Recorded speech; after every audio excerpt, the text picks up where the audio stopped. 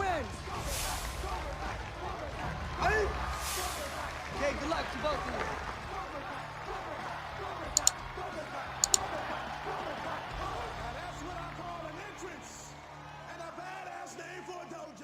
Hey guys, welcome back to another episode, Cobra Kai Season 3 Predictions. And so I said I probably wasn't going to do any more, but guess what? A couple of you guys reached out to me, asked about different characters and some of the reoccurring characters. And so I thought, I have today off, which I don't usually normally have a day off during the week.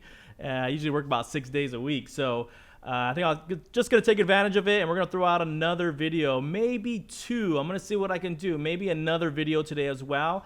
But I wanted to start with the character that I had been thinking about this whole entire time. I just didn't know if I was going to have time to do his video, but it's Stingray. Come on, guys. Like, this guy is freaking hilarious. So let me just take you a little bit further back, and I'll tell you why I kind of fell in love with this character.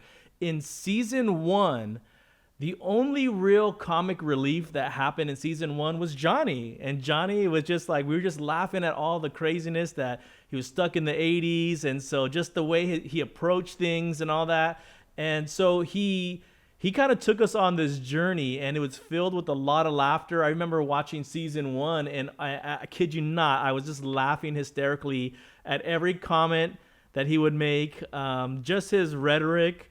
The way that he would talk down to people and just say things, just like his commentary was so like crude that it just made me laugh hysterically. And so that could only last for so long, right? So then we go into Season 2, where he's kind of matured a little bit more. He's trying to figure out, I got to be a little more politically correct, even though he's not. He still says things. And then he meets Stingray, right, at Home Depot. He was buying something or whatever, and he sees Daniel and his son Robbie there, and he's talking to him. And whoa, LaRusso Auto? Chopping prices. Psh, psh. I love that commercial. I love karate too. I mean, I never got to do it. My mom wouldn't let me, so. And then he just shows up in his dojo. And so, man, from the moment I saw Stingray at the warehouse, Home Depot, I don't even remember where it was, guys, so correct me if I'm wrong, or probably on the replay I'm going to realize I was wrong. But he just cracked me up because he's just this kind of man-child, I guess you could say. I don't know. But let me kind of explain why I kind of fell in love with this guy.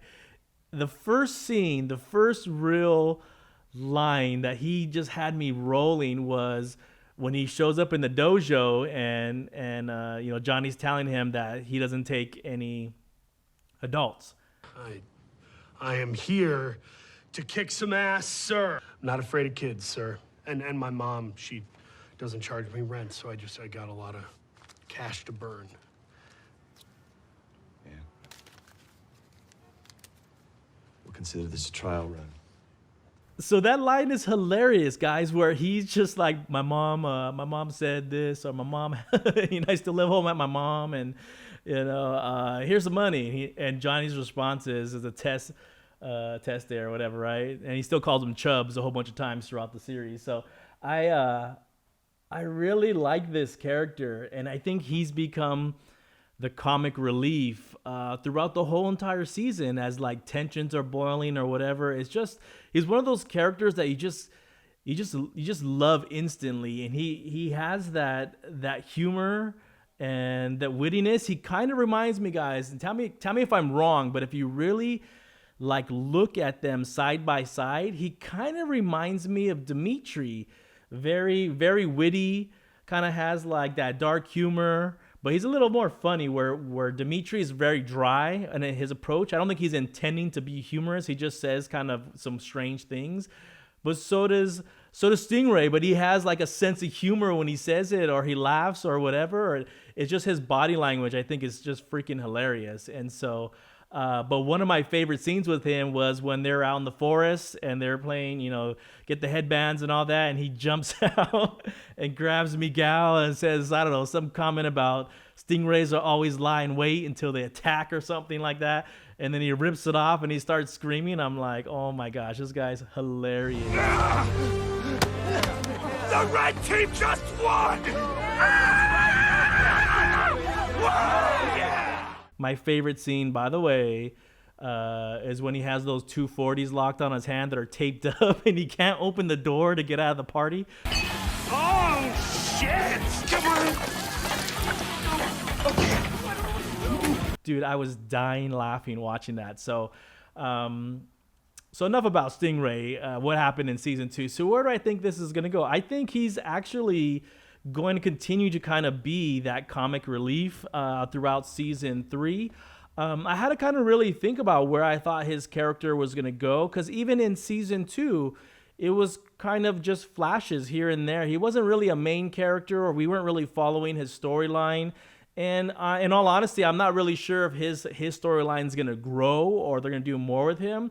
All I know is I just can't wait to see what he brings to the table, because at every corner when he's injected into it, I think it's hilarious. And you see, I thought about this before I did this video today. I really thought, does he even know how to fight?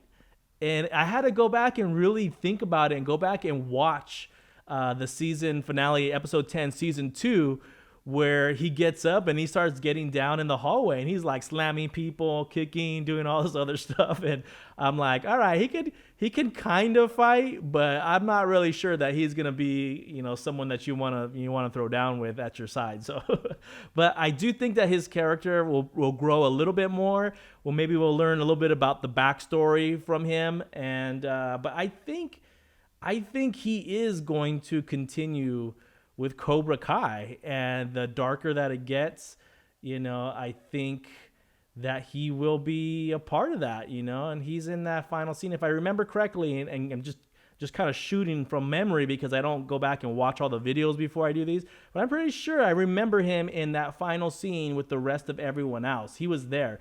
So that's a good indicator that he's going to be part of it. And if I'm wrong, I'm wrong, but I'm like 99% sure he was in that scene. And so that means he's gonna carry forward with Kreese. So I do think he is gonna be the character that bumbles a lot of stuff. So let's say if they're gonna go deface, let's say LaRusso's auto dealership, he is gonna be the one that trips the alarm. He's gonna be the one that like does something knucklehead, and he's just gonna be that character. And those types of characters I love, man, because they're just fun to watch. You never know what they're gonna say.